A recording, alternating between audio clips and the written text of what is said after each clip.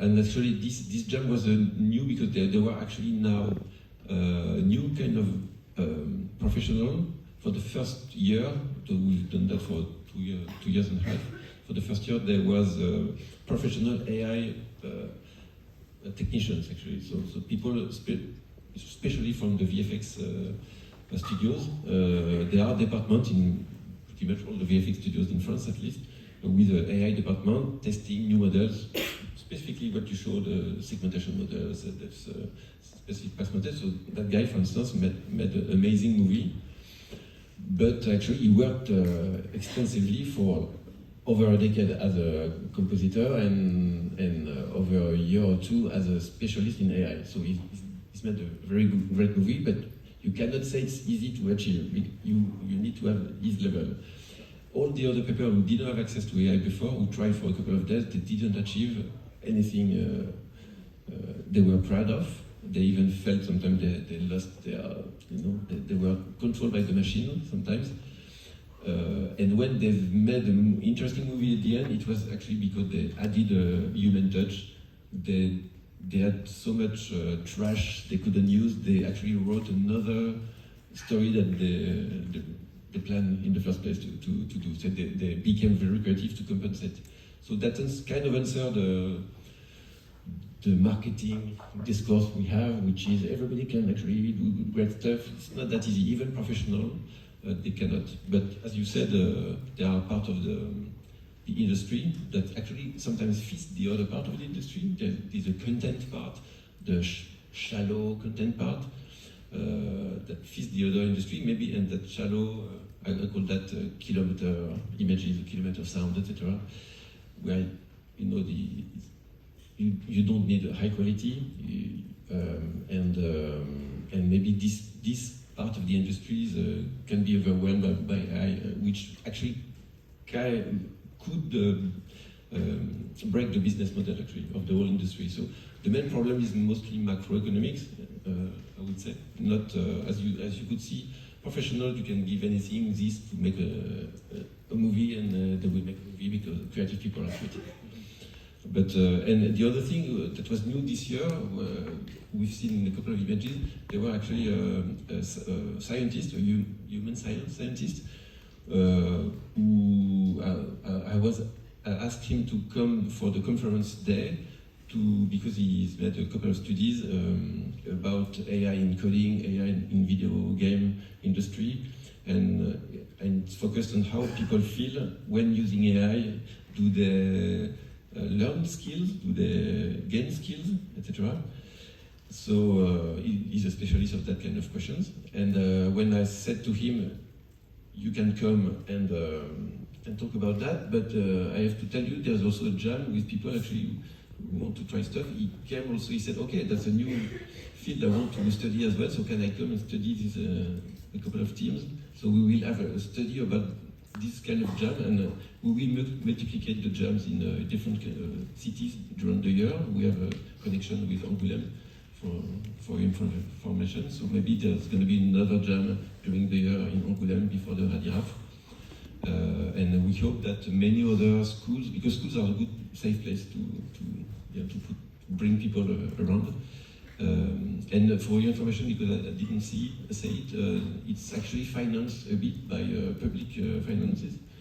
It emerges from endeavor from a university and a school, as you said, but it's actually financed by France 2030.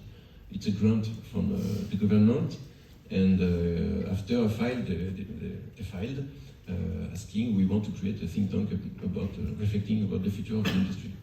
At the time, actually, when they filed it, it was about real-time technology and its impact, and now it's mostly about AI. And we have the finance for 3 years of that kind of experimentation, and everything we do, it's filmed. So this is a whip teaser, I would say, about the experience of the jam part. Every conferences are filmed as well, and they are already online. And the jam part will make a documentary about it. And we have a website, and we open source what we get out of this experiment as well. So what kind of people are joining the jam? And can people in this room join the jam? Or? Yeah, so you have to know it's a French finance stuff, so the Discord server maybe where Judith participate a lot, and other people in the field is this like 800 people. It's a French-speaking Discord. But the jam, actually, we had a couple of people from overseas, from different countries, coming to the jam, and everybody is welcome. It's free for now because it's financed by, and some actually, interestingly, lots of people, maybe more last year than this year, came because they were anxious. Actually. They came to come in a friendly place. It's not judgmental, even if it's critical. We critique AI, and most of the people had hard time to control the IP issues. You know, they had strange IP or too many naked women or tanks or weapons coming out without prompts. It was very hard to control. So we are still critical about that. But many people, even without that question, they came because they couldn't find the strength at home to listen. Actually, we had even some senior developers coming saying, actually, I switched off all my social networks because I'm overwhelmed. I'm too touched by this AI thing. So I only come with you guys because I know I'm in a safe place, and I will. And these people, when they leave a couple of days after testing stuff, they leave with a smile, saying, "Okay, it won't push me out of the door tomorrow and even the next year, usually." Yeah, at the same time, when I was reaching out for also preparing this panel last year, also speaking with professionals which are happy with using AI nowadays, including concept artists, for example, which are speeding up their process and actually telling me that they are rediscovering their own work and they are happy because it's faster and they skip the annoying parts. But they don't want to talk about it. They don't want to talk about it because of many reasons.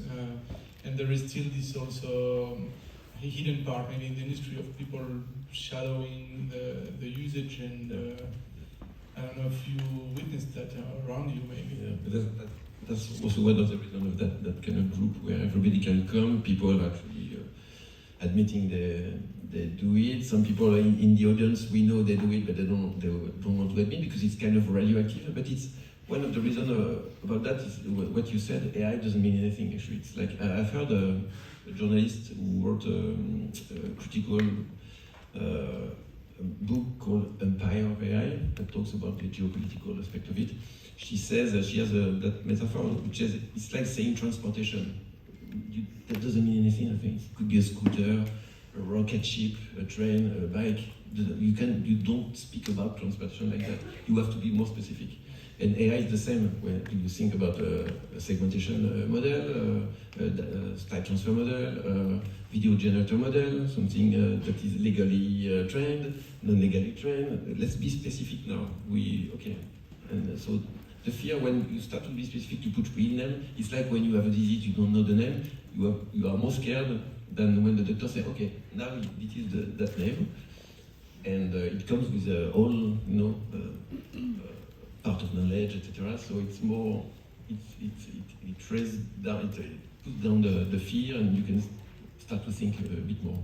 Yeah, I think the discussion is so important to have this. Like you said, I do get side eyes in the studio if I have a technical director working with AI on a test for me. But we open up the discussion for everybody in the studio just to have a conversation with me and see what it actually means and understand it from our side as well, and what we're actually doing. And then usually we reach a middle ground. But just in this topic, we need to have this discussion, and therefore I'm also very glad that there are so many young people in the audience, and regardless of what you all came into this meeting for, or came into this panel for, with your prior opinions. And I was really scared, like a couple of years ago, posting stuff on social media, because you see a lot of hatred out there, but I didn't get any criticism because I guess it's because I tried to inspire. I tried to show them that you can work with your own stuff. You don't have to be replaced. So there were like a lot of positive comments on that. So that gave me like the feeling that I could continue posting stuff, and it just like continue being positive. So there are like too few people, artists out there. You have to put your stuff up and show, and there's an ethical way to go with AI, and inspire young artists as well. I think that's important, not to be too afraid. Yeah. I think one problem is when we talk about AI, as we said, it means everything, from the basic machine learning to OpenAI and huge stuff.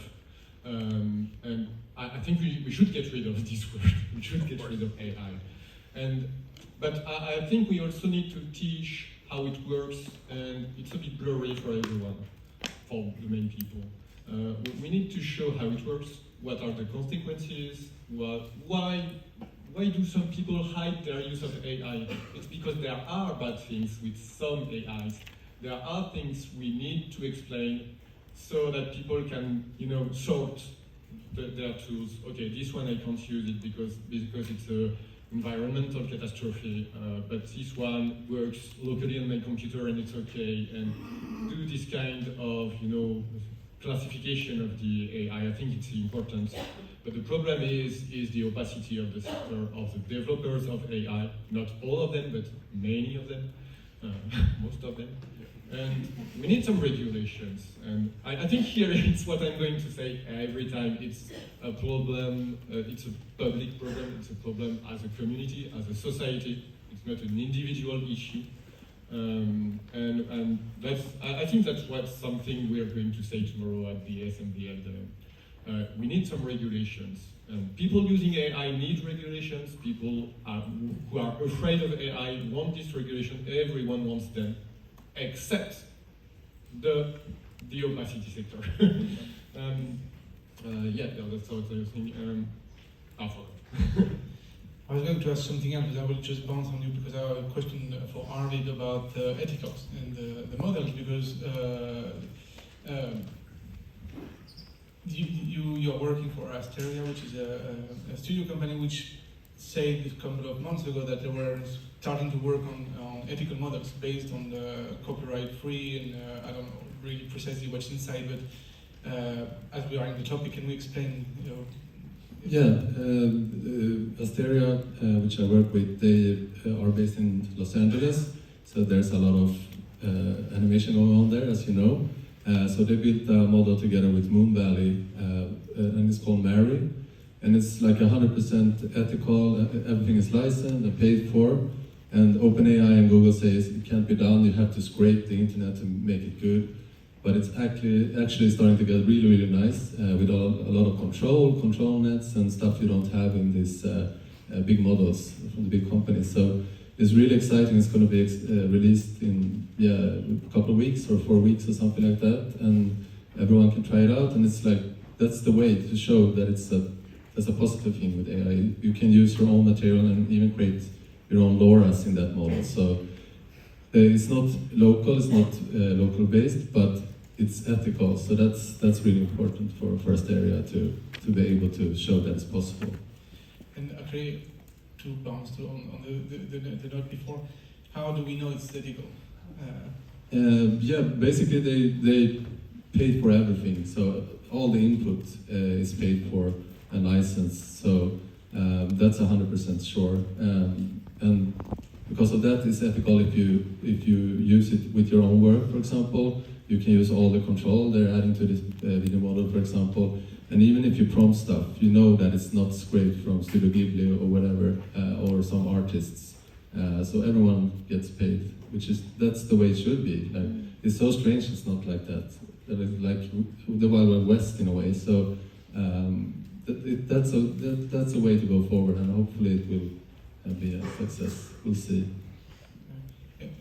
Yeah, just in the same vein, actually, this week I've read that there is the same thing made with an LLM by MIT, Cornell University, a couple of companies as well. Some that used to be on the opaque part of the sector, but they fell BT, I guess, and they worked with this university, and they've done the same thing. They used a 32 and entirely transparent data set, a public data set, open source data set, and they did a lot of curation. That's the difference with the other sector, the sector that is opaque because they did something bad, and they know it, and now they don't even they don't hide it. They say, yeah, but it had no value. They are kind of degrading the value of the stuff they scrap. But actually, this kind of effort, and error from you, for instance, and or this group of people, they made an LLM called Common Pile 0.1. It's at the same level as the best LLM 1 year ago, which is not bad, and it's open source. So go check it. So we start. It actually destroys the defense of the OPEC sector, saying we were obliged to do scrapping because otherwise it's gonna be China, and we want to be at the same level. No, we're not obliged, and some people are approving it. So that's the good news. But now we have these tools now, and we cannot discuss them legally because they are completely legal. So we have to discuss them more practically. That's why actually this kind of experiment and what we are doing is still super important. And at least now we can work practically. Yeah, I would also like to look into that there are also some European examples of this happening. There's Playas, which is in France here. It's completely trained on I think it's called Common Corpus data set, and you can open that data set, you can see what's in there. It's all copyright permissive data, and they're in Europe, so that might also interest some people. This is their website, you can check it out. And this is an LLM, but there's also an image model made by a company in Spain called FreePic, and they make F-Light. Take a picture. Yeah. And this one. And this one, yeah. So this is F-Light by FreePic, and they're a stock image company, and they trained only on their data an image model. And these are not state of the art. There is still a bit of catch up to do, but as they are starting to learn how these models actually work and what the data set needs to have to perform well, we will see that becomes cheaper to reproduce, and we will see these ethical models and also ecological models, because these are really small, so you can run them on your own graphics card. Yeah, that's the other thing. The trend is actually to have less and less data actually to train on. And for your information, I told a couple of people here, a couple of weeks ago I was called by a data broker, kind of people, getting data from here to sell, usually to machine learning companies. And the lady asked me what we were doing in our studio, what kind of data do we have, do we want to sell them? And I was like, oh, we are a small studio anyway, and we do non-realistic animation, and I'm not sure we want to sell them.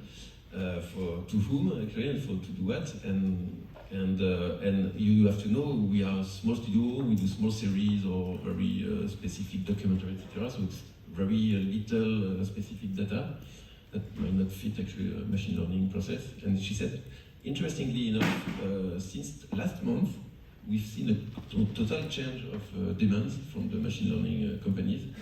For a couple of years, it was we need a volume of data, many data, and now they ask for very short volume and of very specifically curated data. So that's what actually Common Pile or Playas did.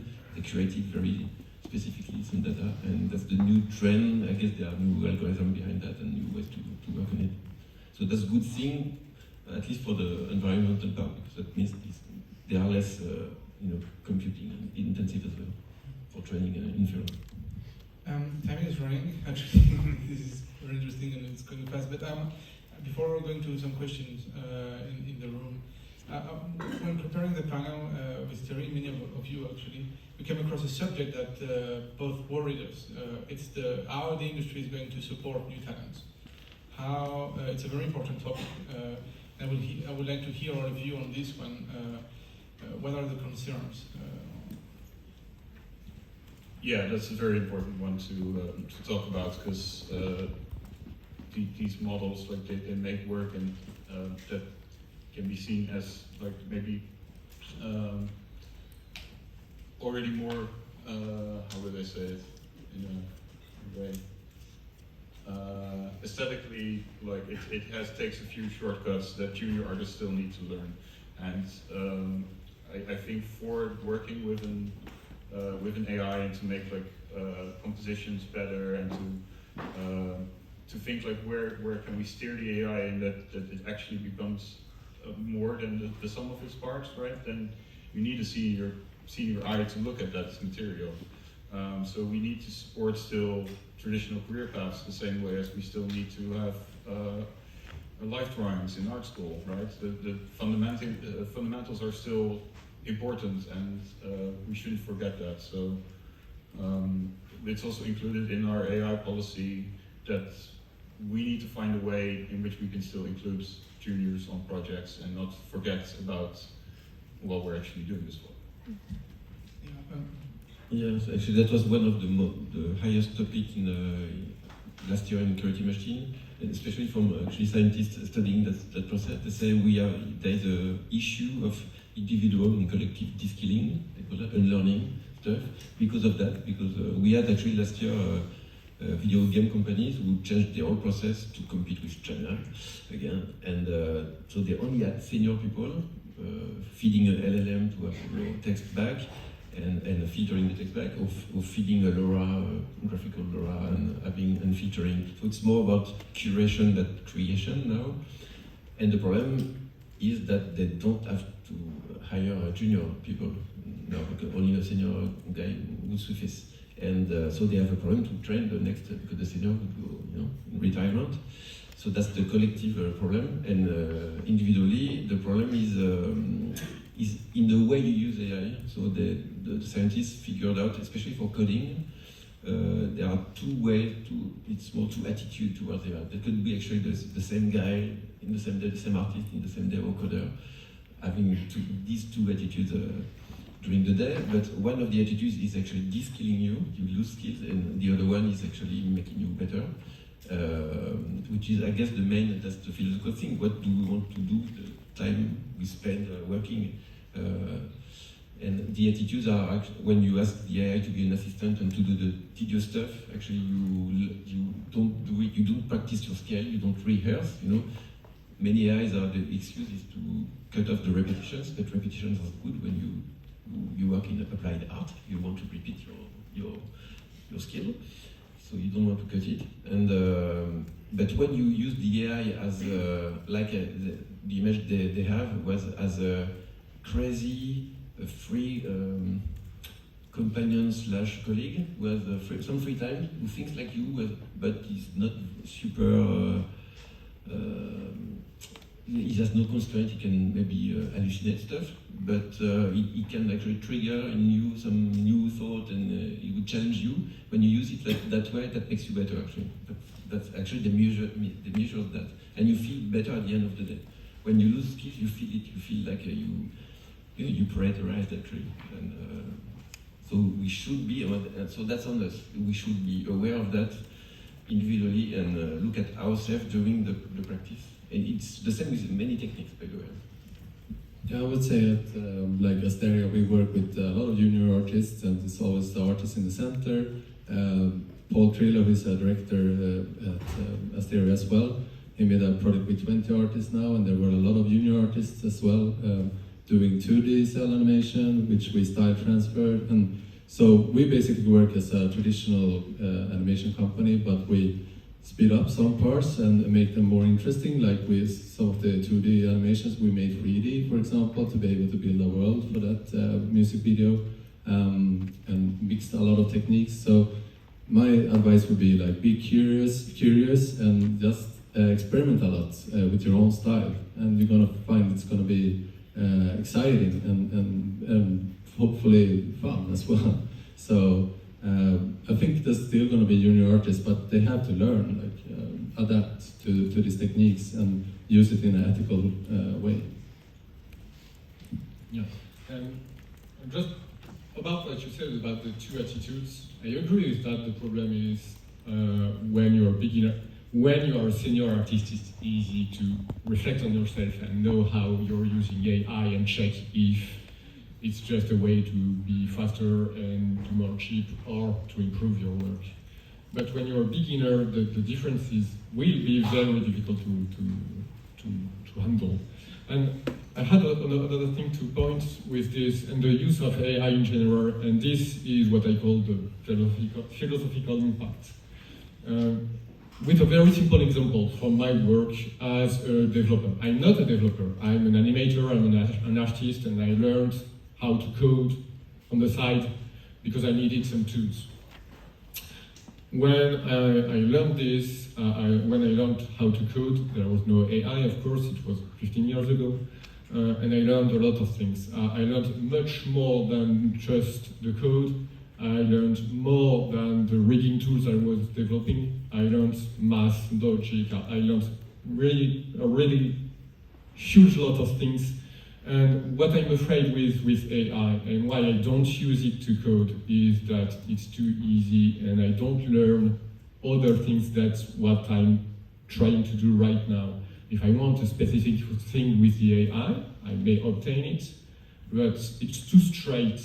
There's no way to learn something else. There's no serendipity in this. And this is why I'm very afraid about it. And I usually take this other example of a student or an intern because we're talking about how to begin with this in the professional career. When you do some rebarbative stuff like texturing or retopology, you don't know it, but you're learning also mathematical topology, which is something very difficult. But you learn it just by practicing something. And if a machine tool, AI or not, if a machine does it for you, you're not going to learn this. And we are back to the attitude. The time you gain, if you use it to learn something, it's okay. You're just going to learn something else. But see if there's someone pressuring you to do more stuff, you're just using another AI to do another stuff, and you don't have time to just grow up. And this is what makes me afraid about AI in general. Well, maybe if someone can answer in a minute.